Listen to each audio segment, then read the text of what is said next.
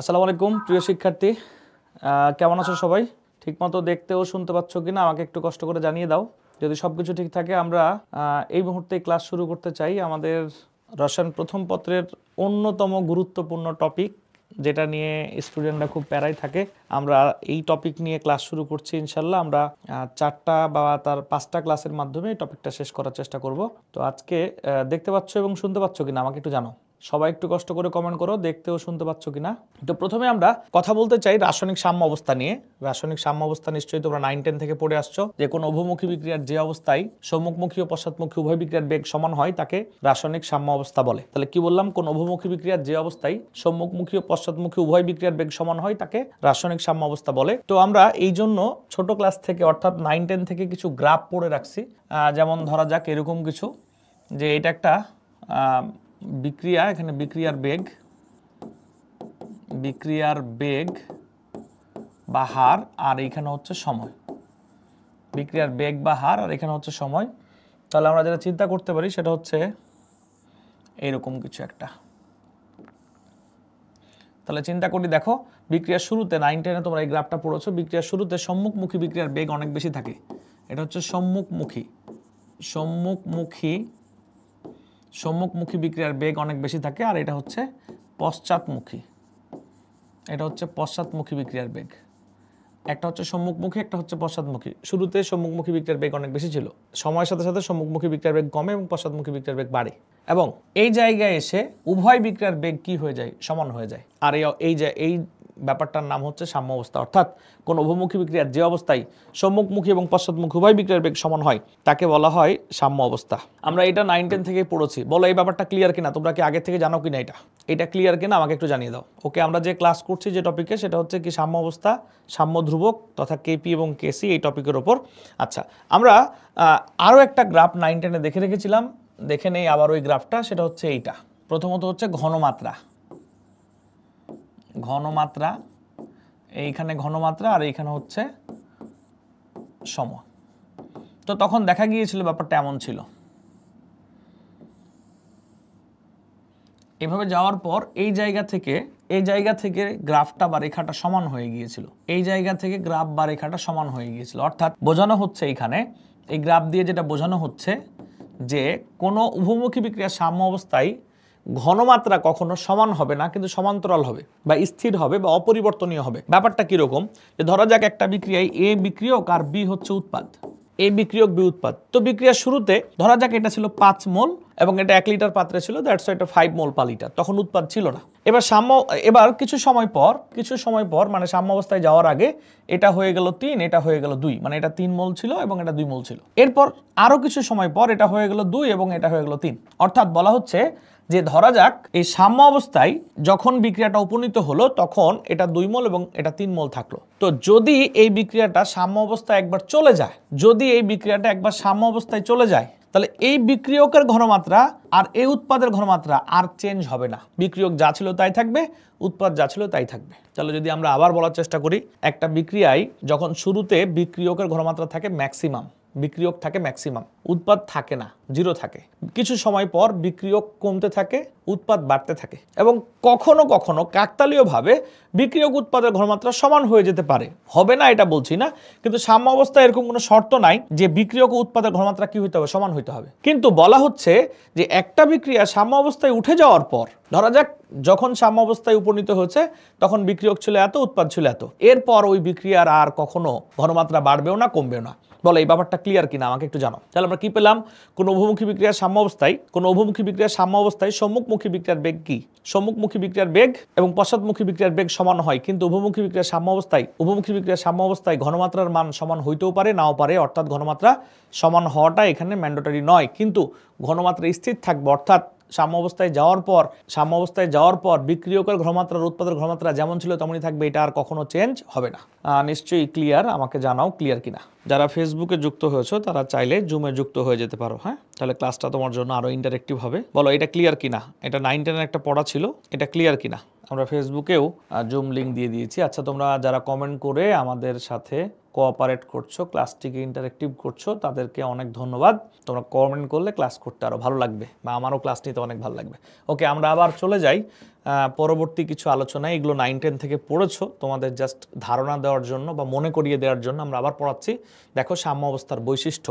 আচ্ছা, নিশ্চয়ই তোমাদের 9-10 থেকে মনে আছে যে কোনো রাসায়নিক বিক্রিয়ার সাম্য অবস্থায় প্রভাব বিস্তারকারী নিয়ামক কয়টি? 3টি। কোনো রাসায়নিক বিক্রিয়ার সাম্য অবস্থায় প্রভাব বিস্তারকারী নিয়ামক 3টি, অর্থাৎ 3টি নিয়ামক দ্বারা কোনো রাসায়নিক বিক্রিয়ার সাম্য অবস্থা চেঞ্জ হয়। কি কি? তাপমাত্রা, চাপ, ঘনমাত্রা। তবে তোমাদেরকে আমরা এই অধ্যায়েরই প্রথম টপিক 1-এ আমরা তোমাদেরকে পড়াচ্ছিলাম যে কোনো বিক্রিয়ার বেগ 4টা জিনিস দ্বারা কি হয়? চেঞ্জ হয়। কি কি? তাপমাত্রা, না দুঃখিত, বিক্রিয়ার বেগ 6টি নিয়ামকের উপর নির্ভরশীল। কি কি? তাপমাত্রা, চাপ, ঘনমাত্রা, প্রভাবক, বিক্রিয়া পাত্র বা বিক্রিয়কের পৃষ্ঠতলের ক্ষেত্রফল এবং আলো। তাহলে কোনো উভমুখী বিক্রিয়ার সাম্য অবস্থার উপর প্রভাব বিস্তারকারী নিয়ামক মাত্র 3টি। কি কি? তাপমাত্রা, চাপ, ঘনমাত্রা। এবং বিক্রিয়ার হারের উপর প্রভাব বিস্তারকারী নিয়ামক 6টা। কি কি? তাপমাত্রা, চাপ, ঘনমাত্রা, প্রভাবক, বিক্রিয়া পাত্র বা বিক্রিয়কের পৃষ্ঠতলের ক্ষেত্রফল এবং আলো। নিশ্চয়ই এটা মনে থাকবে, এটা অ্যাডমিশন টেস্টের জন্য অনেক গুরুত্বপূর্ণ। চলো আমরা এইখান থেকে আলোচনা করে নেই যে এখানে কি কি বলা হচ্ছে আসলে। সাম্য অবস্থার বৈশিষ্ট্যে প্রথম বৈশিষ্ট্য হচ্ছে উভমুখিতা। বলছে রাসায়নিক সাম্য অবস্থা কেবলমাত্র উভমুখী বিক্রিয়ার ক্ষেত্রে অর্জিত হয়। খুবই স্বাভাবিক বিষয়, রাসায়নিক সাম্য অবস্থা তো উভমুখী বিক্রিয়া না হলে কিভাবে সম্ভব? কারণ সম্মুখমুখী আর পশ্চাৎমুখী বিক্রিয়ার বেগ তো সমান হইতে হবে। তাহলে বিক্রিয়া যদি একদিক থেকে ঘটে তাহলে ওখানে সাম্য অবস্থা কোনোভাবেই সম্ভব না। আচ্ছা, দ্বিতীয় পয়েন্টে বলছে গতিবেগ।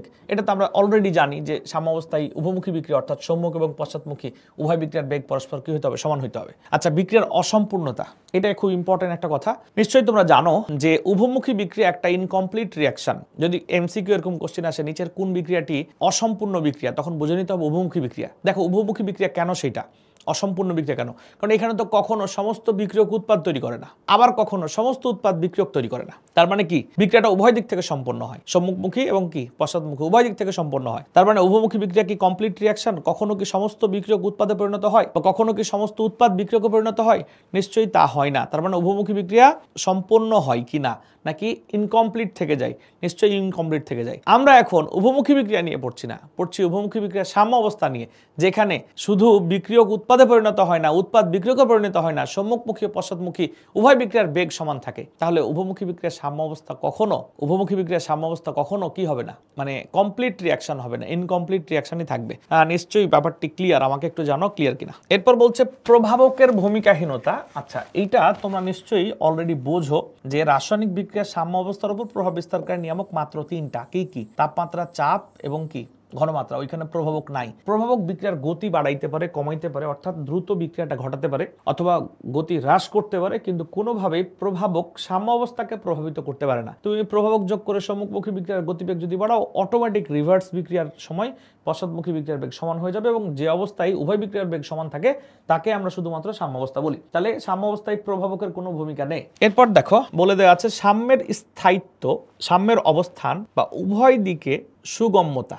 সাম্যের অবস্থান বা উভয় দিকে সুগম্যতা। আচ্ছা, এইখানে একটা উদাহরণ দেয়া আছে। উদাহরণটা আবার মেডিকেল ডেন্টাল ভর্তি পরীক্ষায় 10-12 বছর আগে হাজারি স্যারের বই থেকে হুবহু মানে উঠিয়ে দেওয়া হয়েছিল। হ্যাঁ, তো চলো আমরা একটু বোঝার চেষ্টা করি উভয় দিকে সুগম্যতা মানে কি। আচ্ছা, তোমরা একটু কমেন্ট করবে আমার গল্প শোনার পর। আমি যে গল্পটি বলছি সেটা হচ্ছে কোনো এক ব্যক্তি কোন একটা গাড়িতে করে ট্রান্সপোর্টে বাস বা ট্রেন যদি ঢাকা থেকে চট্টগ্রাম যায়, তাহলে যাইতে ধরা যাক 5 ঘন্টা সময় লাগছে। তাহলে আসতে কতক্ষণ লাগবে? আমরা কি মনে করি, যাইতে যে সময় লাগবে গন্তব্যে ওই গন্তব্য থেকে আসতে কি একই সময় লাগবে না ভিন্ন সময় লাগবে? বলো দেখি। ধরো ঢাকা থেকে চট্টগ্রাম যাবে, যাইতে যে টাইম লাগবে আসতে একই টাইম যদি লাগে, তাহলে বুঝবো এটা উভয় দিক থেকে সুগম্য ছিল। যাইতে যে পরিমাণ ইফোর্ট দেওয়া লাগছে, যে টাইম লাগছে, আসতেও একই টাইম লাগছে। অনেক সময় দেখবা কিছু কিছু জার্নিতে যাওয়া এবং আসা দুইটা টাইম একই হয় না। এটা কোথায় হয়? মোস্টলি কোথায় হয়? ধরো তুমি নদী পথে রওনা দিচ্ছ, তো তুমি যাচ্ছিলা, তখন ধরা যাক স্রোতের অনুকূলে যাচ্ছিলা অথবা প্রতিকূলে যাচ্ছিলা। তখন কিন্তু স্রোতের অনুকূলে যখন থাকবা তুমি আর প্রতিকূলে যখন থাকবা, তখন দেখবা তোমার পথটা উভয় দিক থেকে সুগম্য নয়। যখন অনুকূলে যাবা তখন একরকম, প্রতিকূলে যাবা তখন একরকম। আচ্ছা, আমরা আরো একটা উদাহরণ দিতে পারি। অনেক সময় আমরা কিছু এয়ার জার্নি ফ্লাইটে দেখি যাইতে যে টাইম থাকে ফ্লাইট টাইম, আসতে ভিন্ন টাইম থাকে। কেন? বাতাসের দিকে এবং বাতাসের কি বিপরীত দিকে উইন্ড ফ্লো ডিফারেন্ট হইতে পারে বা রুট ভিন্ন হইতে পারে, রাইট? আচ্ছা, আমরা বোঝানোর চেষ্টা করছি এই কথার মাধ্যমে বা এই দুটা উদাহরণের মাধ্যমে যে আমরা যখন এরকম দেখি যাওয়ার জন্য যেরকম ইফোর্ট দেওয়া লাগছে, যে টাইম দেওয়া লাগছে, আসার জন্য সেটা ভিন্ন, তখন আমরা ধরে নিচ্ছি যে এটা উভয় দিকে সুগম্য নয়, এটা উভয় দিকে সুগম্য নয়। আচ্ছা, এখানে বলতেছে ব্যাপারটা এরকম যে তুমি ধরো এই বিক্রিয়া করতেছো, উদ্দেশ্য সাম্য অবস্থায় যাবা। অর্থাৎ ব্যাপারটা এরকম যে কোন একজন ব্যক্তি একটা বিক্রিয়া পাত্রে নাইট্রোজেন আর হাইড্রোজেন যোগ করলো। তো স্বাভাবিকভাবে নাইট্রোজেন এবং হাইড্রোজেন যোগ করে প্রথমে অ্যামোনিয়া উৎপন্ন হবে, তাই না? অ্যামোনিয়া উৎপন্ন হলেই যে সাম্য অবস্থায় চলে গেল তা না। প্রথমে নাইট্রোজেন হাইড্রোজেন যোগ করে অ্যামোনিয়া উৎপন্ন হবে এবং এরপর কিছু সময় পর নাইট্রোজেন হাইড্রোজেন কমবে, অ্যামোনিয়া বাড়বে, বাড়তে এক সময় গিয়ে এই সম্মুখমুখী আর পশ্চাৎমুখী বিক্রিয়ার বেগ সমান হবে। এবং কখনোই সমস্ত বিক্রিয়ক উৎপাদে অথবা সমস্ত উৎপাদ বিক্রিয়কে পরিণত হবে না। যদি সমস্ত বিক্রিয়ক উৎপাদে এবং সমস্ত উৎপাদ বিক্রিয়কে পরিণত হয় তাহলে ওই বিক্রিয়াটা কখনো সাম্য অবস্থায় যাবে না। কি ব্যাপারটা কি বুঝতে পারছো? তাহলে ধরা যাক একটা percentage of nitrogen hydrogen ammonia রূপান্তরিত হয় এবং অ্যামোনিয়া একটা পার্সেন্টেজ অফ উৎপাদে থাকে আর একটা বিক্রিয়কে বিয়োজিত হয়। ধরা যাক এরা দুইটা মিলা মোট X% বিয়োজিত হয়, আর এটা উৎপন্ন হয় Y%। এখন একজন ব্যক্তি করলো কি যে নাইট্রোজেন আর হাইড্রোজেনকে বিক্রিয়া করে অ্যামোনিয়া তৈরি করলো এবং এইভাবে সে সাম্য অবস্থা অর্জন করলো। আরেকজন ব্যক্তি যেটা করলো অ্যামোনিয়াকে বিয়োজিত করলো করে নাইট্রোজেন হাইড্রোজেন তৈরি করলো। অ্যামোনিয়াকে ভেঙে, অর্থাৎ এই দিক থেকে বিক্রিয়া না ঘটিয়ে উল্টা দিক থেকে বিক্রিয়াটা ঘটালো আরেকজন ব্যক্তি। তখন যেটা হলো যে এইখানে এবার Y% অ্যামোনিয়া থেকে যাবে আর এখানে যাবে X%। মানে তুমি এই দিক থেকে বিক্রিয়া ঘটাও আর এই দিক থেকে বিক্রিয়া ঘটাও না কেন, যে পার্সেন্টেজ নাইট্রোজেন হাইড্রোজেন থাকতো ওই পার্সেন্টেজ উল্টা দিক থেকে ঘটালেও থাকবে। মানে বলা হচ্ছে যে আমি এদের বিক্রিয়া করিয়ে এটা উৎপন্ন করার মাধ্যমে সাম্য অবস্থা অর্জন করা আর অ্যামোনিয়াকে ভেঙে নাইট্রোজেন হাইড্রোজেন তৈরির মাধ্যমে সাম্য অবস্থার দিকে এগোনো।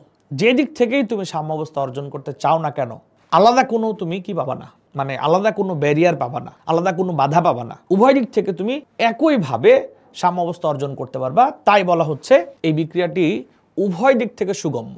যদি আমরা আরো ডিটেল পড়াই, প্রকৃত সাম্যের এমন বৈশিষ্ট্য থাকে যে বিক্রিয়া উভয় দিক থেকে সাম্য অবস্থায় পৌঁছানো সম্ভব। অর্থাৎ বিক্রিয়া যে কোনো দিক থেকে শুরু করে একই সাম্য অবস্থায় পৌঁছানো যায়। তবে সাম্য অবস্থা নির্ধারণকারী বাহ্যিক অবস্থাগুলো অপরিবর্তনীয় থাকা প্রয়োজন। এখন তুমি ধরো যে চাপ ব্যবহার করে বিক্রিয়াটা ঘটাচ্ছিলা, তুমি চাপ চেঞ্জ করে দিলা, তাহলে তো তুমি প্রোডাকশন রেট ডিফারেন্ট পাবা। বাট তুমি যদি একই শর্তে থাকো, সম্মুখমুখী বিক্রিয়ার ক্ষেত্রে তুমি যে চাপ ব্যবহার করেছিলে, পশ্চাৎমুখী বিক্রিয়ার ক্ষেত্রে যদি ওই চাপ বা আরো ওই বাহ্যিক নিয়ামকগুলো একই রকম রাখো, তাহলে বিক্রিয়ক থেকে তুমি উৎপাদে যাও আর উৎপাদ থেকে তুমি বিক্রিয়কে যাও। হ্যাঁ, ব্যাপারটা এরকম, তুমি ঢাকা থেকে চট্টগ্রাম যাওয়ার সময় গেছো প্রাইভেট কারে, আসার সময় আসছো ট্রেনে বা প্লেনে, তাহলে তোমার জন্য টাইম ডিফারেন্ট হইতেই পারে। বাট তুমি একই ট্রান্সপোর্টে একইভাবে একই গতিতে গাড়ি চালিয়ে যখন যাবা, তখন দেখবা যাইতে যে সময় লাগবে আসতে ওই সময় লাগবে। যদি তাই হয় তাহলে ওইটা হচ্ছে উভয় দিক থেকে তোমার যাত্রাটা কি ছিল, সুগম্য ছিল।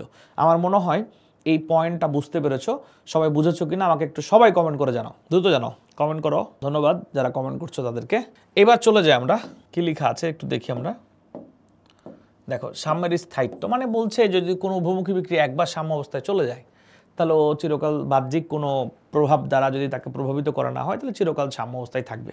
বলছে সাম্য অবস্থা কোনো অস্থায়ী অবস্থা না, এটা স্থায়ীভাবেই তৈরি হয়। ওকে, আচ্ছা, সংগঠনের ক্ষেত্র বলছে আবদ্ধ পরিমণ্ডলে মানে বদ্ধ পাত্রে ঘটাতে হবে। আমরা জানি উভমুখী বিক্রিয়াই তো বদ্ধ পাত্রে হয়, তাহলে সাম্য অবস্থা তো বদ্ধ পাত্রে হতেই হবে। এবার আমরা চলে যাই রাসায়নিক সাম্য অবস্থা গতিশীল। আচ্ছা, এইটা না একটা ইম্পর্টেন্ট কথা। অনেক সময় মনে হয় যে সাম্য অবস্থায় বিক্রিয়া বন্ধ হয়ে গেছে, আমাদের অনেক সময় মনে হয় সাম্য অবস্থায় বিক্রিয়া বন্ধ হয়ে গেছে। অর্থাৎ ব্যাপারটা এমন, সাম্য অবস্থায় সম্মুখমুখী বিক্রিয়া এবং পশ্চাৎমুখী বিক্রিয়া, সাম্য অবস্থায় সম্মুখমুখী এবং কি পশ্চাৎমুখী বিক্রিয়া যখন ঘটে তখন অনেক সময় মনে হয় যে বিক্রিয়া কি হয়ে গেছে, মানে সম্মুখমুখী ও পশ্চাৎমুখী উভয় বিক্রিয়ার বেগ যখন সমান থাকে তখন অনেক সময় মনে হয় যে বিক্রিয়া বন্ধ হয়ে গেছে, মানে আর কোনো বিক্রিয়ক উৎপাদে পরিণত হয় না বা আর কোনো উৎপাদ বিক্রিয়কে পরিণত হয় না, এমনটা মনে হয় আমাদের। কিন্তু আসলে কি তাই? আসলে তাই না।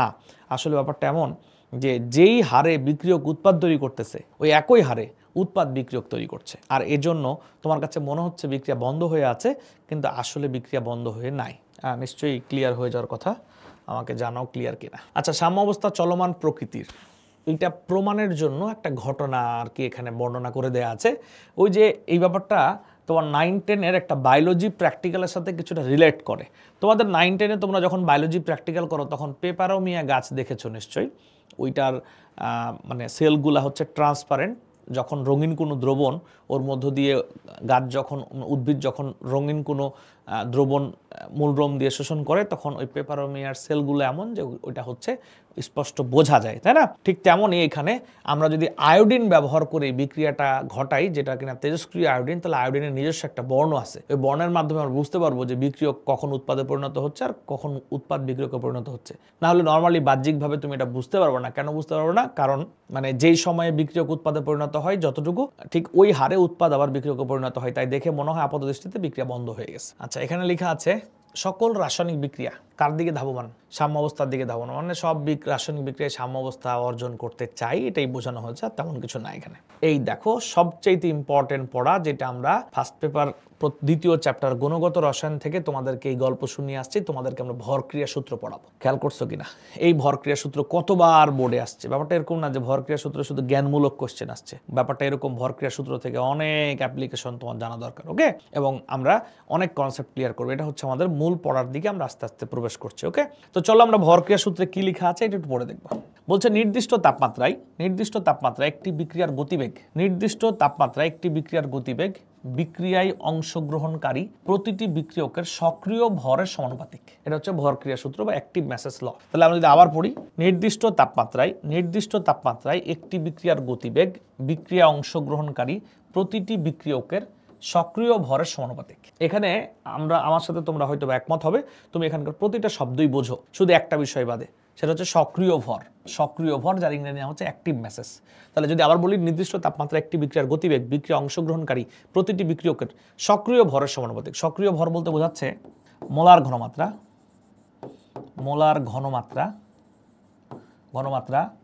আংশিক চাপ, এই যে মোলার ঘনমাত্রা, আংশিক চাপ ও মোল ভগ্নাংশকে। তাহলে সক্রিয় ভর বলতে বোঝাচ্ছে মোলার ঘনমাত্রা, আংশিক চাপ ও মোল ভগ্নাংশকে।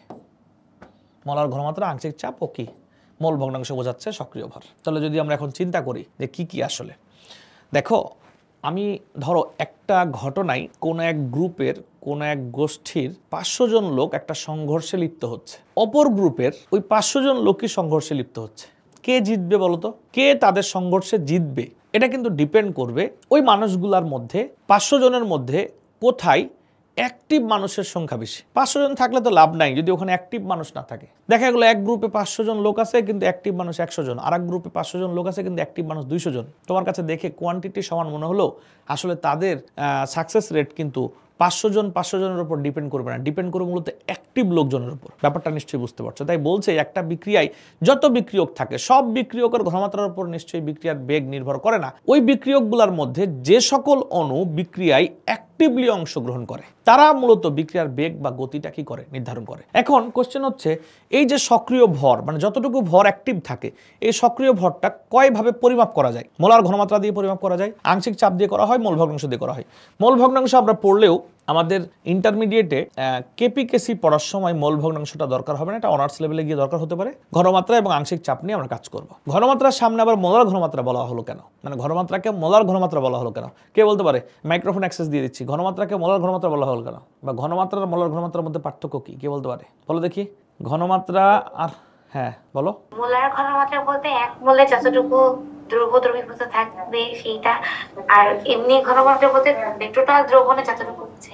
আচ্ছা, হ্যাঁ, না একটু ভিন্নতা আছে এখানে। বলো, অন্য কে বলতে পারে মোলার ঘনমাত্রার অর্থ কি? মোলার মানে এক মোলের জন্য, সেটা ঠিক আছে, বাট এইটা এখানে এরকম না। মোলার দ্রাব্যতা পড়িয়েছিলাম, মনে আছে নিশ্চয়ই? তখন কি বলেছিলাম? বলো এখানে মোলার ঘনমাত্রা বলতে কি বোঝাচ্ছে? ঘনমাত্রা তো অনেকগুলো একক হয়, তাই না? তো যে এককটা মোল পার লিটার এককে, যে ঘনমাত্রার যে এককটা মোল পার লিটার এককে প্রকাশ করা হবে ওটাই হচ্ছে মোলার ঘনমাত্রা। মানে মোল পার লিটার এককে যদি আমরা ঘনমাত্রা প্রকাশ করি তাহলে এটা হচ্ছে মোলার ঘনমাত্রা। মোল পার লিটারে যদি আমরা ঘনমাত্রা প্রকাশ করি তাহলে ওইটা হচ্ছে মোলার ঘনমাত্রা। বলো ক্লিয়ার কিনা? এবার সবাই জানাও ক্লিয়ার কিনা। তোমরা কি যারা ক্লাস করছো সবাই অ্যাক্টিভ নাই? আমার তো মনে হচ্ছে যে সবাই অ্যাক্টিভ নাই। ওকে, আচ্ছা, কমেন্ট করে অ্যাক্টিভ থাকার চেষ্টা করো। ওকে, আচ্ছা, আমরা এখন চলে যাই মূল প্রতিপাদনে। আমরা এখন ম্যাথমেটিক্যাল পড়াগুলো পড়বো। ধরা যাক একটা বিক্রিয়ায় বিক্রিয়ক এ এবং বি এবং উৎপাদ হচ্ছে সি প্লাস ডি। ওকে, এটা একটা উভমুখী বিক্রিয়া। এখন এই বিক্রিয়ার দুইটা পার্ট, একটা হচ্ছে সম্মুখমুখী, একটা পশ্চাৎমুখী। তো ধরা যাক সম্মুখমুখী বিক্রিয়ার বেগ অর্থাৎ রেট অফ ফরওয়ার্ড রিয়াকশন, সম্মুখমুখী বিক্রিয়ার গতিবেগ সমানুপাতিক এ এর ঘনমাত্রা আর বি এর ঘনমাত্রা। কোনো কিছুকে তৃতীয় বন্ধনী দ্বারা আবদ্ধ করলে কি বোঝায়? ঘনমাত্রা বোঝায়। মানে আমরা বোঝাচ্ছি যে এই সম্মুখমুখী বিক্রিয়ার গতিবেগটা এ আর বি এর ঘনমাত্রা বাড়াই দিলে বেড়ে যাবে। তাহলে এখন বা আর এফ ইকুয়াল কে ওয়ান এ এর ঘনমাত্রা ইন্টু বি এর ঘনমাত্রা, রাইট? ধরা যাক এটা হচ্ছে সম্মুখমুখী বিক্রিয়ার গতিবেগ। এই কে ওয়ান হচ্ছে সম্মুখমুখী বিক্রিয়ার হার ধ্রুবক, সম্মুখমুখী বিক্রিয়ার হার ধ্রুবক। তাহলে এবার কে বলবে দ্রুত মাইক্রোফোন অন করে, আরবি দিয়ে আমি কি বুঝালাম? আরবি দিয়ে কি বুঝাচ্ছি বলো তো, তাড়াতাড়ি বলো। মাইক্রোফোন অন করা আছে, বলো তাড়াতাড়ি। কেউ কিছু বলে না। আচ্ছা, ব্যাকওয়ার্ড রিয়াকশন, এই তো গুড। তাহলে অনুরূপভাবে, হ্যাঁ অনুরূপভাবে আর বি মানে ব্যাকওয়ার্ড রিয়াকশন সমানুপাতিক, আচ্ছা, সি এর ঘনমাত্রা ইন্টু ডি এর ঘনমাত্রা। ওকে, আচ্ছা, তাহলে আমরা এখন বলতে পারি কি? আমরা বলতে পারি এই যে বা আর বি ইকুয়াল কে টু সি এর ঘনমাত্রা ইন্টু ডি এর ঘনমাত্রা। এটা হচ্ছে আর বি। তো এটা হচ্ছে 2 নং সমীকরণ। এবার আমরা কি বলতে পারি দেখো, কোন উভমুখী বিক্রিয়ার সাম্য অবস্থায়, কোন উভমুখী বিক্রিয়ার কোন অবস্থায়? সাম্য অবস্থায় আর এফ ইকুয়াল আর বি। কোন উভমুখী বিক্রিয়ার সাম্য অবস্থা আর এফ ইকুয়াল আর বি, অর্থাৎ ফরওয়ার্ড রিয়াকশন আর ব্যাকওয়ার্ড রিয়াকশন সমান। তাহলে কি আমরা এখন কি বলতে পারি? আমরা বলতে পারি কে ওয়ান ইন্টু এর ঘনমাত্রা ইন্টু বি এর ঘনমাত্রা ইকুয়াল কে টু ইন্টু সি এর ঘনমাত্রা ইন্টু কি ডি এর ঘনমাত্রা, তাই না? এরকম। তাহলে কি আমরা এখন বলতে পারি যে বা K one by K two equal K1 by K2 equal C এর ঘনমাত্রা ইন্টু D এর ঘনমাত্রা ডিভাইডেড বাই কি A এর ঘনমাত্রা ইন্টু কি B এর ঘনমাত্রা, এমন বলতে পারি। নিশ্চয়ই তোমরা একমত হবে। এটা ম্যাথমেটিক্যাল ব্যাপার, না বোঝার কিছু নেই তেমন। এবার যদি খেয়াল করি, এই যে K1 বাই K2 মানেই হচ্ছে KC, অর্থাৎ KC ইকুয়াল C এর ঘনমাত্রা ইন্টু D এর ঘনমাত্রা ডিভাইডেড বাই A এর ঘনমাত্রা ইন্টু বি এর ঘনমাত্রা। এটা হচ্ছে কেসি। তার মানে আমরা পেলাম কি যে কেসি ইকুয়াল K1 বাই K2। এটা কেউ পড়ে না, কারণ পরীক্ষা এখান থেকে কোশ্চেন হয় না, কিন্তু আগামীতে হওয়ার সম্ভাবনা আছে। এই K1 কি? K1 হচ্ছে সম্মুখমুখী, এই যে সম্মুখমুখী বিক্রিয়ার হার ধ্রুবক। এটা হচ্ছে K1। আর এইটা কি? পশ্চাৎমুখী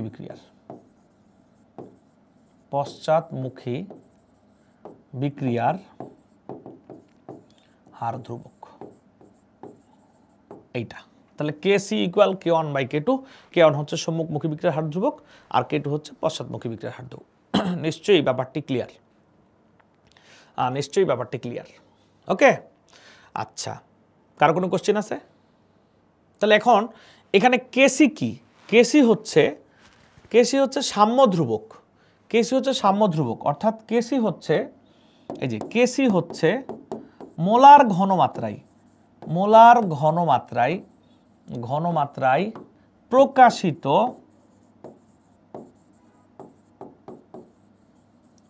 সাম্য ধ্রুবক।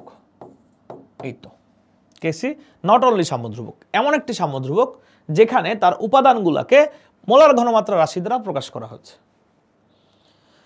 এইটুকু ক্লিয়ার কিনা? এইটুকু ক্লিয়ার হলে আমরা সামনের দিকে যাবো। বলো ক্লিয়ার কিনা এইটুকু?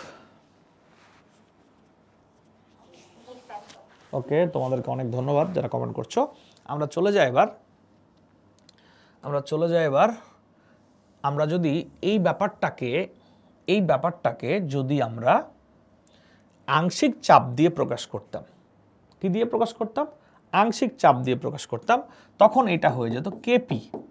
কেপি মানে কি? আংশিক চাপ দ্বারা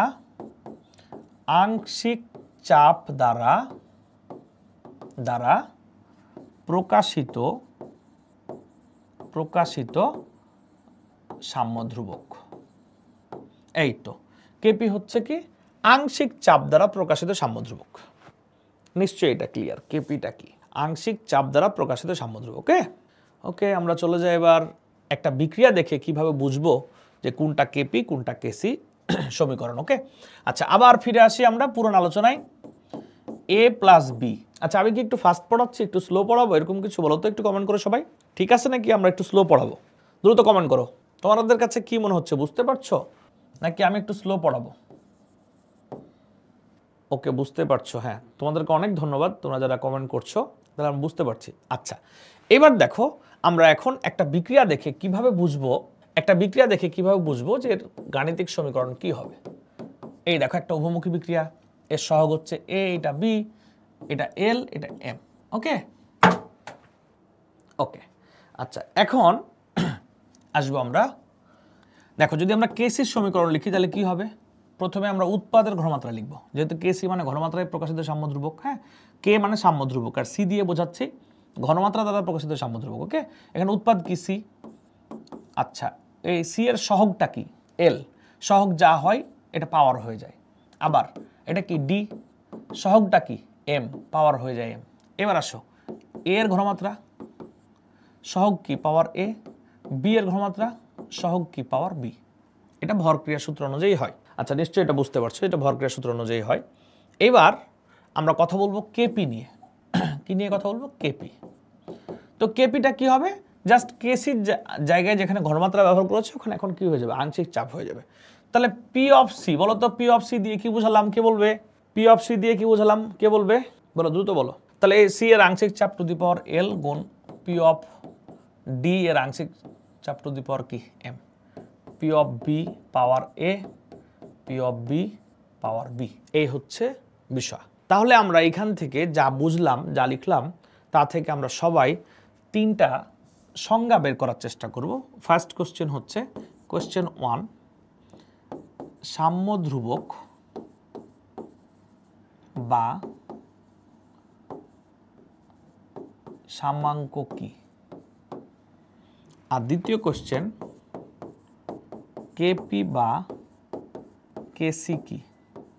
সাম্য ধ্রুবক বা সাম্যাঙ্ক কি? আর দ্বিতীয় কোশ্চেন কেপি বা কি? কেসি কি? বুঝতে পেরেছি নিশ্চয়ই। আচ্ছা যদি বুঝে থাকি তাহলে আমরা এখন উত্তর বুঝতে যাব। তো চলো আমরা একটু ঠান্ডা মাথায় সংজ্ঞাটা বুঝে নেই, কারণ মুখস্থ করলে ভুলে যাবো কয়েকদিন পর। এটা একটা উভমুখী বিক্রিয়া।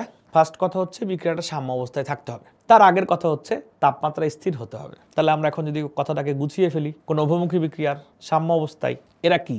বিক্রিয়ক না উৎপাদ? নিশ্চয়ই উৎপাদ। উৎপাদ সমূহের ঘনমাত্রা বলবো।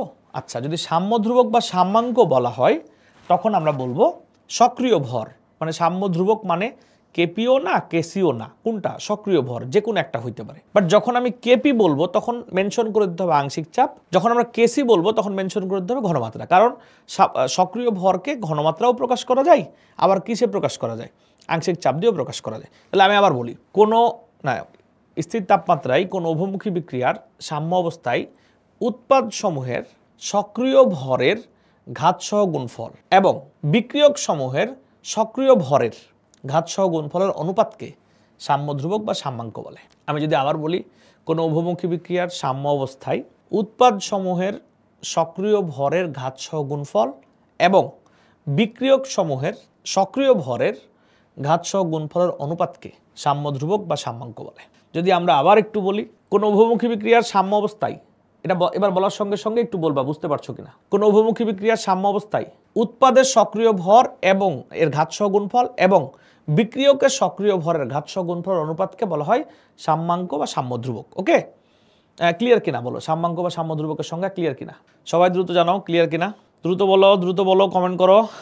যদি ক্লিয়ার থাকো তাহলে আমাকে কেসি বা কেপির সংজ্ঞা কে বলবা। কেসির জায়গায় তুমি শুধু সক্রিয় ভর না বলে বলবা ঘনমাত্রা, আর কেপির জায়গায় সক্রিয় ভর না বলে বলবা আংশিক চাপ। বলো, দ্রুত বলো দেখি কে কেসির সংজ্ঞা বলতে পারো? কেউ কিছু বলেন। আল্লাহ, ঘুমাও নাকি খাওয়া দাওয়া করো, কোনটা বলো? আচ্ছা, একজন বলছো আবার একটু যদি বলেন। ওকে, ধন্যবাদ। হ্যাঁ, বলছে আমরা জানি যে যদি আমরা সাম্য ধ্রুবকের সংজ্ঞা বলি তাহলে আমরা সক্রিয় ভর শব্দটা ব্যবহার করব। আর যদি কেপি বলি তাহলে আংশিক চাপ ব্যবহার করব, কেসি বললে আমরা ঘনমাত্রা ব্যবহার করব। ওকে, তো প্রথমে আমরা এটার সংজ্ঞা জানতে চাই। তাহলে বলবো স্থির তাপমাত্রায় কোনো উভমুখী বিক্রিয়ার সাম্য অবস্থায় উৎপাদের ঘনমাত্রার ঘাতসহ গুণফল এবং বিক্রিয়কের ঘনমাত্রার ঘাতসহ গুণফলের অনুপাতকে, উৎপাদের ঘনমাত্রার ঘাতসহ গুণফল এবং বিক্রিয়কের ঘনমাত্রার ঘাতসহ গুণফলের অনুপাতকে সাম্য ধ্রুবক বা সাম্যাঙ্ক বলে। যদি আবার বলি, কোনো উভমুখী বিক্রিয়ার সাম্য অবস্থায় উৎপাদের ঘনমাত্রার ঘাতসহ গুণফল এবং বিক্রিয়কের ঘনমাত্রার ঘাতসহ গুণফলের অনুপাতকে সাম্য ধ্রুবক বা সাম্যাঙ্ক বলে। তাহলে এখন যদি বলি আমরা কেপি বা কেসি কি, তাহলে বলবা, কে বলবা বলো, কেপি বা কেসির সংজ্ঞা কে বলবা এবার বলো? স্থির তাপমাত্রায় কোনো উভমুখী বিক্রিয়ার সাম্যাবস্থায় উৎপাদক সমূহের আংশিক চাপের ঘাতসহ গুণফল এবং বিক্রিয়ক সমূহের আংশিক চাপের ঘাতসহ গুণফলের অনুপাতকে কেপি বলে। চমৎকার। হ্যাঁ, মানে জাস্ট সক্রিয় ভরের জায়গায় আংশিক চাপ শব্দটি ব্যবহার হবে। এবার যদি আমরা কেসি নিয়ে বলি, কোনো উভমুখী বিক্রিয়ার সাম্য অবস্থায়, তার আগে বলতে স্থির তাপমাত্রা, স্থির তাপমাত্রায় কোনো উভমুখী বিক্রিয়ার সাম্য অবস্থায় উৎপাদের মোলার ঘনমাত্রা এবং বিক্রিয়কের মোলার ঘনমাত্রার ঘাতসহ গুণফলের অনুপাতকে কেসি বলে। বলো ব্যাপারটা ক্লিয়ার কিনা? ব্যাপারটা ক্লিয়ার কিনা? কারো কোশ্চেন নাই? ওকে, আশা করছি ব্যাপারটি ক্লিয়ার। তাহলে আমরা এখন চলে যাই পরবর্তী আলোচনায়। সেটা হচ্ছে কেপি ও কেসি এর সম্পর্ক প্রতিপাদন। এই যে কেপি ও কেসির সম্পর্ক প্রতিপাদন, এটা আমি বোঝানোর চেষ্টা করছি।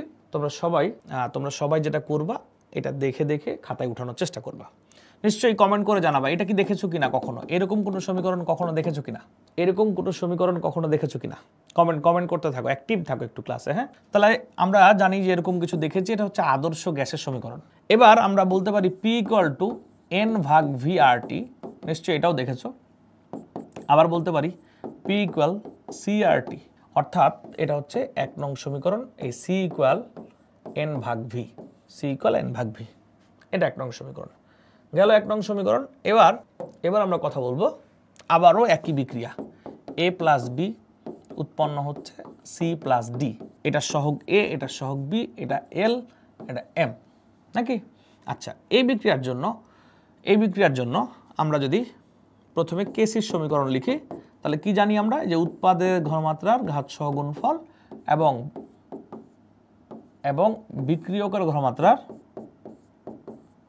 ঘাতসহ গুণফল এর অনুপাতকে কেসি বলে। আচ্ছা, এটা হচ্ছে 2 নং সমীকরণ। এবার যদি আমরা কেপি নিয়ে কাজ করি, কেপি, তাহলে কি হবে? আবারও জানি আমরা P/C⁴L, P/D⁴M divided by P/A⁴A into P/B⁴B। এইটা হচ্ছে 3 নং সমীকরণ। এইবার হচ্ছে মূল কথায় আমরা আসবো।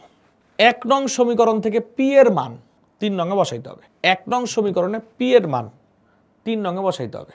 তাহলে 1 নং সমীকরণ থেকে P এর মান 3 নঙে বসাইতে হবে। কেমনে বসাবো এটা? ভালো করে খেয়াল করি আমরা।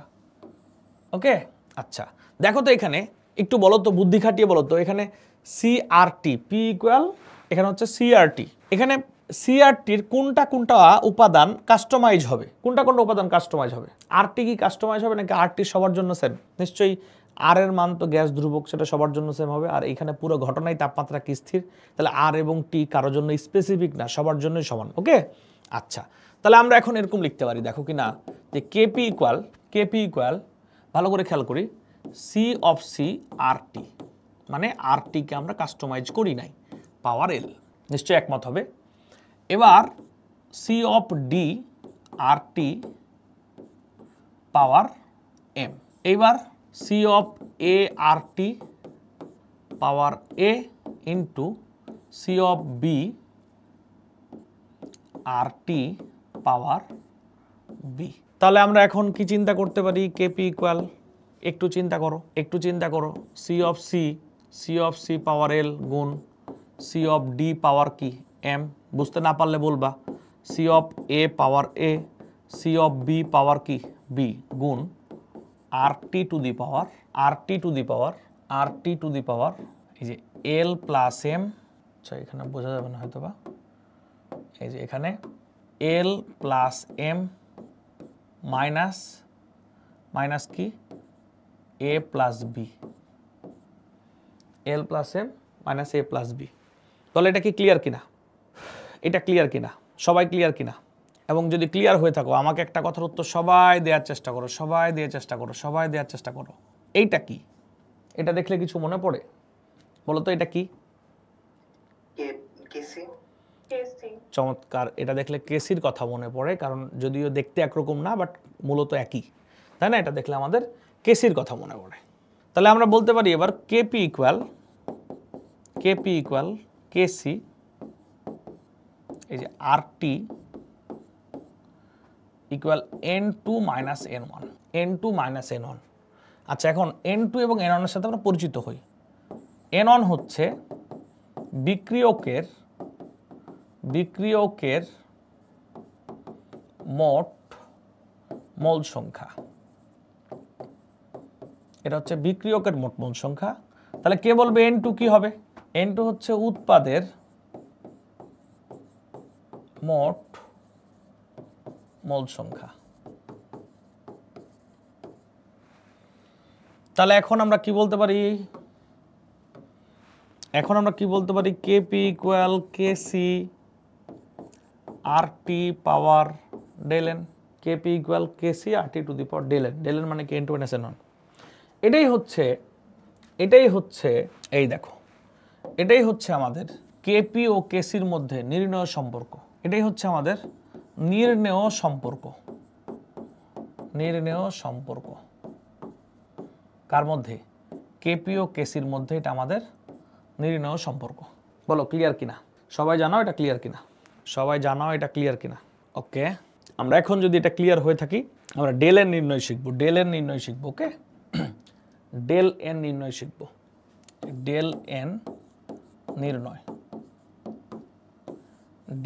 নির্ণয়। ওকে, আচ্ছা, একটা বিক্রিয়া দেখলাম আমরা N2 3H2 2NH3। তাহলে বলো তো একটু কষ্ট করে, এখানে ডেল এন কত হবে? ডেল এন মানে কি? N2 minus N1। N2 comment করো, N2 মাইনাস N1। N2 এর মান কত? মানে উৎপাদের মোট মোল সংখ্যা কত? 2। আর বিক্রিয়কের মোট মোল সংখ্যা কত? 4। তাহলে এটা হবে -2। এবার -2। এবার একটু বুদ্ধি খাটাও, বুদ্ধি খাটিয়ে দ্রুত কমেন্ট করো। KP equal KC R T power del N. এখানে যখন -2 বসবে, অর্থাৎ নেগেটিভ কোনো মান বসবে, এখানে যখন কোনো নেগেটিভ মান বসবে, নেগেটিভ হলে ডেল এন এর মান নেগেটিভ হলে বলো তো কেপি বড় হবে না কেসি বড় হবে? কেপি বড় হবে না কেসি বড় হবে? কোনটা বড় হবে? কমেন্ট করো সবাই। কেসি বড় হবে। সবাইকে এটা বুঝছো নাকি আরেকবার বোঝাবো? দেখো, এখানে কেপি ইকুয়াল কেসি, যখন নেগেটিভ কোনো মান বসবে তখন আরটি ভাগ করে দিতে হবে, মানে তখন কেপি বড়, অর্থাৎ কেসির সমান হওয়ার জন্য কেপির সাথে আরটি গুণ করতে হবে। ব্যাপারটা এরকম। অর্থাৎ আমরা বলতে পারি এখানে ডেল এন, এগুলো কিন্তু প্রতিটা এমসিকিউ, ডেল এন নেগেটিভ হলে KC greater than KP. Del N negative হলে KC greater than KP. Okay, del N negative হলে কেসি গ্রেটার দ্যান কেপি। এইবার যদি আমরা চিন্তা করি এই বিক্রিয়ার কথা, PCl5 বিয়োজিত হলো PCl3 যোগ Cl2। তাহলে বলো এখানে ডেল এন কি? ডেল এন কেমন? পজিটিভ না নেগেটিভ? দ্রুত বলো, তাড়াতাড়ি বলো। ডেল এন পজিটিভ না নেগেটিভ? আচ্ছা, পজিটিভ। তাহলে বলো কেপি বড় না কেসি বড় হবে? কেপি বড় হবে না কেসি বড় হবে? কেপি বড় না কেসি বড়? আচ্ছা, ডেল এন পজিটিভ হলে, তাহলে ডেল এন পজিটিভ হলে এই যে কেপি গ্রেটার দ্যান কেসি। আচ্ছা, এটা নিশ্চয়ই ক্লিয়ার। সবাই ক্লিয়ার কিনা আমাকে জানাও, নাকি আবার একটু বুঝিয়ে দিব? বলো। আচ্ছা, এইবার যদি দেখো তাহলে আমরা এই বিক্রিয়ার জন্য তোমাদেরকে বলতে পারি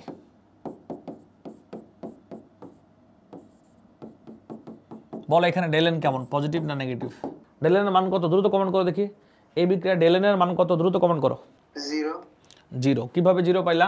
উৎপাদের মূল সংখ্যা 2 আর বিক্রিয়কের 2 - 2 = 0।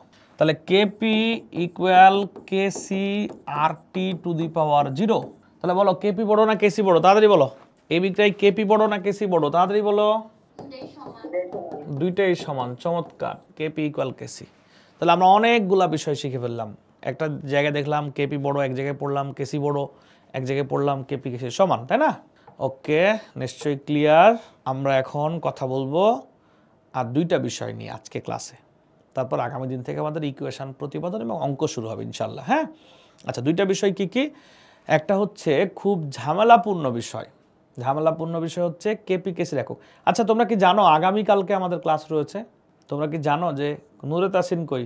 তুমি সবসময় চাও যে আর্লি মানে ক্লাসের ফ্রিকোয়েন্সি বাড়ানো হোক, ঠিক আছে? আগামীকালকে ক্লাস রয়েছে রাত 9:30টায়। হ্যাঁ, আজকে যেমন 9:15, আগামীকালকে 9:30টায় ক্লাস রয়েছে, কারণ আগামীকালকে মোহাম্মদপুর থাকবে, ওখান থেকে আসতে একটু টাইম লাগবে। আমাদের ওখানে ক্লাস এসে 8:45-এ। এই তো, ওকে। আচ্ছা, তো আমরা চলে যাই এবার কেপি কেসির একক নিয়ে। হ্যাঁ, আগামীকালকেই ক্লাস আছে, কিন্তু মাথায় রাখবো আমরা। তো কেপি, এই যে কেপি ও কেসি এর একক, এটা নিয়ে অনেক বিতর্ক আছে। হাজারি স্যার প্রতিনিয়ত আমাদের কেপি কেসির একক শিখিয়েছেন এবং আমাদের বোর্ড এবং ভর্তি পরীক্ষায় লাস্ট বছরগুলোতেও আমরা কেপি কেসির একক আসতে দেখেছি, এবং আমার জানা মতে প্রায় সব কলেজ বা বেশিরভাগ কলেজের টিচারই কেপি কেসির একক আছেন, এটা ধরে নিয়েই পড়ান। অন্যান্য বইও দেওয়া আছে, হাজারি স্যারের বইও কেপি কেসির একক দেওয়া আছে, শুধু বোর্ড না, ভর্তি পরীক্ষাতেও কেপি কেসির একক জানতে চাই। হ্যাঁ, কিন্তু 2019 সাল থেকে হাজারি স্যার তার বইয়ে বলতেছে কেপি কেসির একক আমাদের বইয়ে দেই নাই। তিনি বলছেন যে হাজারি স্যারের বই বলা আছে এই পুস্তকে পুরাতন নিয়ম বাদ দেওয়া হয়েছে, পুরাতন নিয়ম বাদ দেওয়া হয়েছে। তো পুরাতন নিয়ম বাদ দিলেন কেন? বলে যুক্তরাষ্ট্রের ক্যালিফোর্নিয়া ইউনিভার্সিটির একাদশ দ্বাদশ শ্রেণীর দুইটা বইয়ের রেফারেন্স দিয়েছে, বলছে এই দুইটা বইয়ে কেপি কেসির একক তারা পড়তে নিষেধ করতেছে। তো আমাদের ক্ষেত্রে কেপি কেসির একক হবে নাকি হবে না, কেউ শেখাচ্ছেন কেউ শেখাচ্ছেন না, এটা নিয়ে আমরা বিতর্কে পড়ে যেতে পারি, আরও বড় হই আমরা। কিন্তু এখন আমরা ধরে নিব কেপি কেসির একক আছে। যদি কলেজে, যেহেতু বোর্ডে বা ভর্তি পরীক্ষায় কোশ্চেন আসে, যদি কলেজের টিচাররা বলেন যে কেপি কেসির একক আমরা পড়াবো না, তখন তুমি বাদ দিয়ে দিতে পারবো, বাট শিখলে তো ক্ষতি নাই। ওকে, তাই আমরা তোমাদের কেপি কেসির একক শেখাবো। তো কেপি কেসির কেন নির্দিষ্ট একক নেই? কারণ বিক্রিয়া ভিন্ন হলে কেপি কেসির এককও ভিন্ন হয়। তো আমরা কিভাবে একক নির্ণয় করা লাগবে সেটা আমরা দেখাবো, এবং শর্টকাটে কিভাবে নির্ণয় করা যায় সেটাও আমরা দেখাবো। এবং তোমরা গুণগত রসায়নের দ্রাব্যতার গুণফলের একক হবে নাকি হবে না, এটা নিয়ে কিন্তু অনেক কনফিউশনে ছিলা। তো আমরা আজকে সেটাও বোঝানোর চেষ্টা করব যে আসলে গুণগত রসায়নের একক মানে দ্রাব্যতার গুণফলের একক কেন বিতর্ক থাকতো। কারণ ওই গুণগত রসায়নের দ্রাব্যতার গুণফলেও ভরক্রিয়া সূত্রে অ্যাপ্লাই করা হয়েছে, কেপি কেসিতেও ভরক্রিয়া সূত্রে অ্যাপ্লাই করা হয়েছে। ওকে, তো চলো আমরা কথা না বাড়িয়ে এককের দিকে এগোই। আচ্ছা, ধরা যাক আমরা এই বিক্রিয়াটা নিয়ে কাজ করছি, N2 প্লাস হচ্ছে 3H2 2NH3, অ্যামোনিয়া, খুব পপুলার একটা বিক্রিয়া। তো এর কেসি নিয়ে যদি কাজ করি, তাহলে এখানে অ্যামোনিয়ার ঘনমাত্রা সহগটা পাওয়ার হয়ে গেল। এরপর এবার দেখো নাইট্রোজেনের ঘনমাত্রা, এবার দেখো হাইড্রোজেনের ঘনমাত্রা, পাওয়ার কিউব। তো এখন আমরা একক বসাতে চাই, এটা হচ্ছে মোল পার লিটার, এর উপর পাওয়ার 2, এটা হচ্ছে আবার মোল পার লিটার, আর এইটা হচ্ছে মোল পার লিটার পাওয়ার কিউব। ওকে, তো এখন কাটাকাটি করলে কি হবে? কাটাকাটি করলে কি হবে একটু চিন্তা করে দেখো তো। কাটাকাটি করলে যেটা হয় যে এইখানকার 2 পাওয়ার এইখানকার কাটলে এখানে নিচে 2 থাকে, অর্থাৎ ব্যাপারটা এরকম হয় যে মোল পার লিটার ইনভার্স 2। আচ্ছা, একটু ভেবে দেখেছো এখান থেকে তোমরা শর্টকাট টেকনিক কিভাবে বের করতে পারো? খেয়াল করেছো? বলো তো কার বুদ্ধি আছে? যার বুদ্ধি আছে সেই ইঞ্জিনিয়ারিংয়ে চান্স পাওয়ার পসিবিলিটিস বেশি থাকবে, এই ধরনের ক্যালকুলেশন যার মাথায় ঢুকবে সহজে। বলো দাদি, বলো। এই এককটা থেকে একটা ট্রিক্স বের করতে হবে যেটা সবার জন্য শর্টকাট হিসেবে ব্যবহার করা যাবে। দেখো তো, এই পাওয়ারটা হইছে ডেলেনের সমান, খেয়াল করছো? তাহলে আমি যদি এখন তোমাকে একটা টিপস দেই, এটা দিয়ে তুমি সব একক অনায়াসে নির্ণয় করতে পারো, টিপস। এবং এভাবে যদি নির্ণয় করো তাও একই পাবা। টিপস হচ্ছে কেসি এর একক ইকুয়াল ঘনমাত্রার একক, মানে মোল পার লিটার, পাওয়ার ডেলেন। তাহলে এই বিক্রিয়ার ডেলেন কত? -2। ঘনমাত্রার একক কি? মোল পার লিটার, আর -2 দিয়ে দিলাম। খেয়াল করছো? তাহলে ইহা আর উহা তো একই হয়ে গেল। বলো ক্লিয়ার কিনা, দ্রুত বলো ক্লিয়ার কিনা।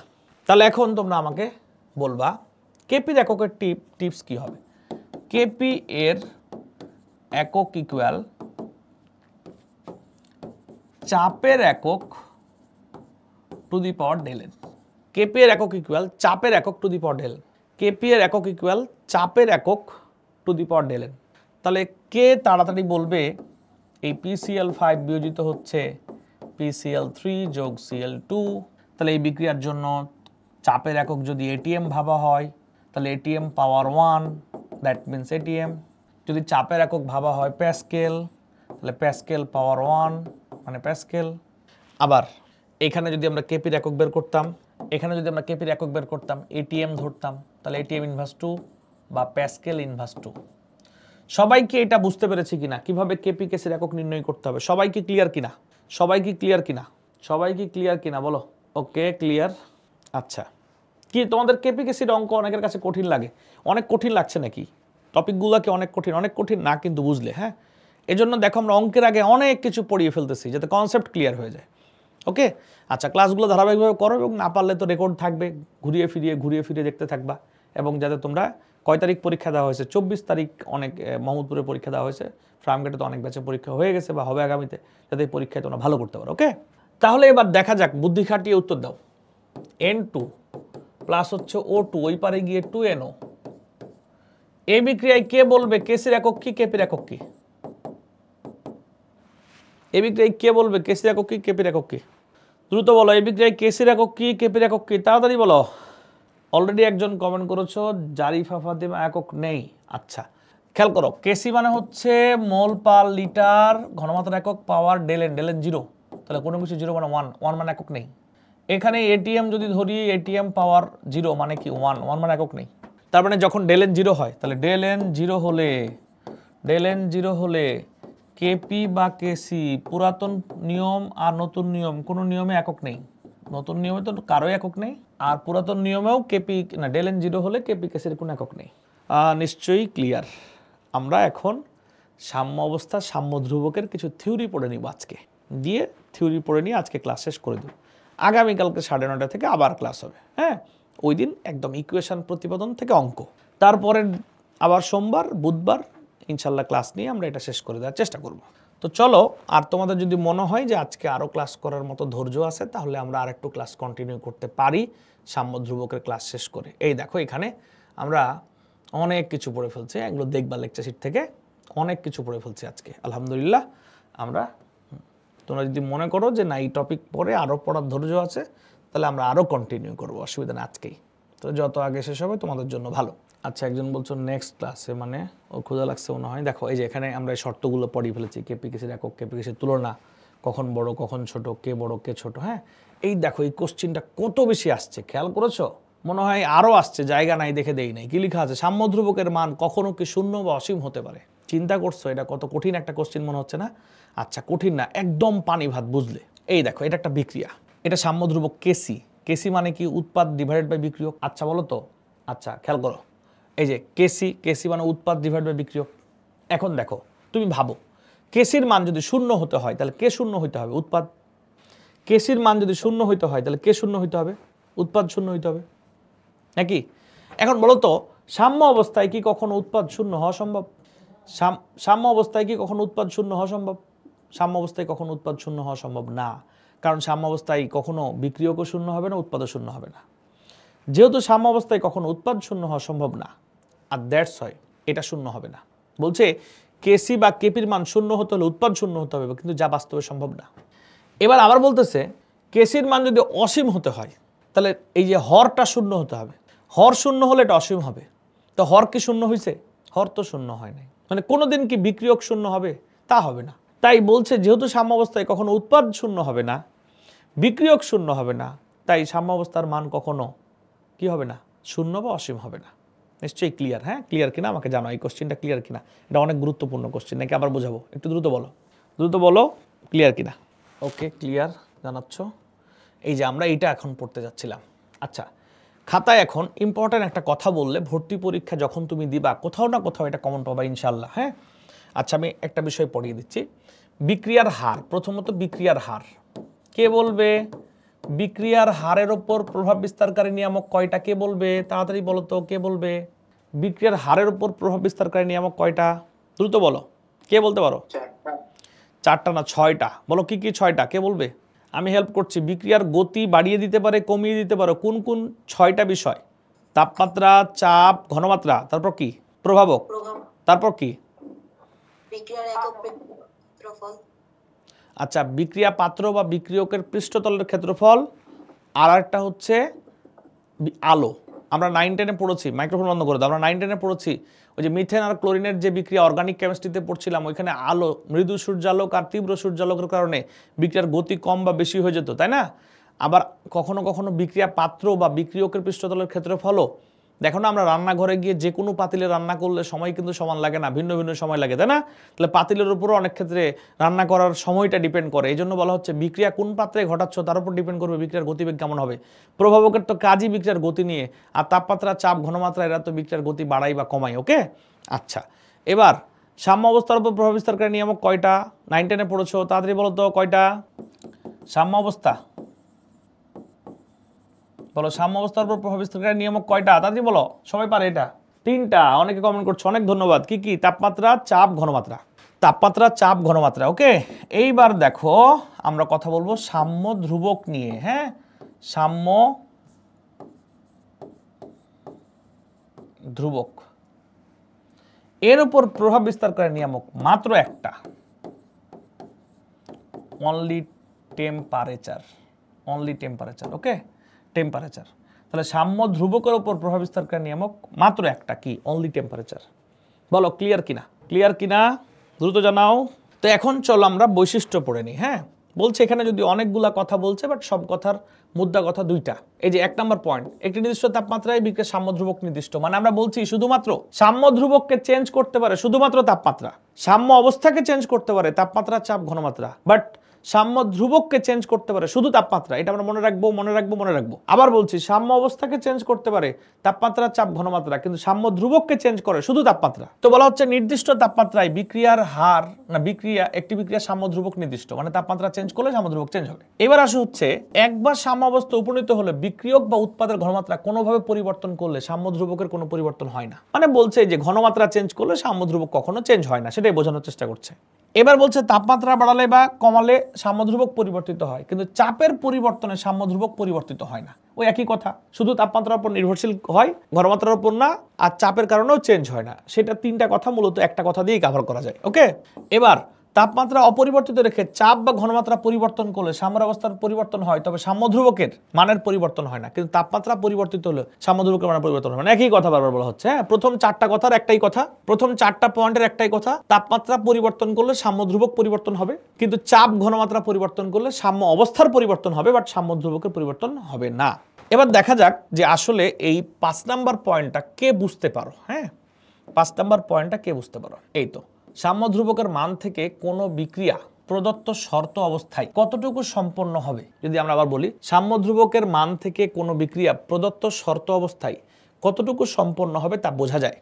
অর্থাৎ সাম্য ধ্রুবক বিক্রিয়ার ব্যাপ্তি সম্পর্কে ধারণা দেয়। সাম্য মিশ্রণে বিক্রিয়ক উৎপাদের মোলার আনুপাতিক কেপি বা কেসি তুলনামূলক বেশি হলে সেক্ষেত্রে সাম্য অবস্থা অধিকতর ডান দিকে রয়েছে, অর্থাৎ অধিকতর উৎপাদ উৎপন্ন হবে। কেপি বা কেসির মান ক্ষুদ্রতম হলে অধিক উৎপাদের অনুকূল অবস্থা নয় বোঝায়। আমার মনে হয় এই কথার অর্থ তোমরা বুঝো নাই। তোমরা কি বুঝেছো এই কথার অর্থ? কমেন্ট করো তো, সত্যি কথা বলে কমেন্ট করো, দ্রুত করো। তোমরা কি বুঝেছো কিনা এই কথার অর্থ? এটা বুঝলা কিনা দ্রুত কমেন্ট করো।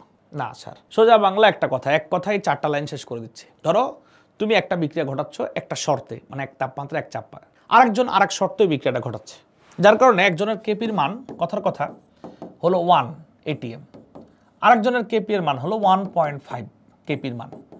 একই বিক্রিয়া দুজন ডিফারেন্ট শর্তে ঘটাচ্ছে, একজনের ক্ষেত্রে ATM 1, আরেকজনের ক্ষেত্রে 1.5 ATM। কে বলবে কার ক্ষেত্রে উৎপাদ বেশি পাওয়া যাবে? কার ক্ষেত্রে উৎপাদ বেশি পাওয়া যাবে?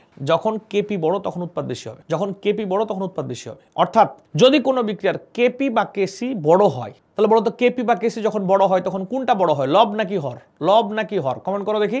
তো লব বড় হয়, লবে কি থাকে? বিক্রিয়ক না উৎপাদ? উৎপাদ থাকে। আর উৎপাদ যেহেতু থাকে তার মানে নিশ্চয়ই কেপি বা কেসির মানটা কি হবে? বড় হবে। ক্লিয়ার?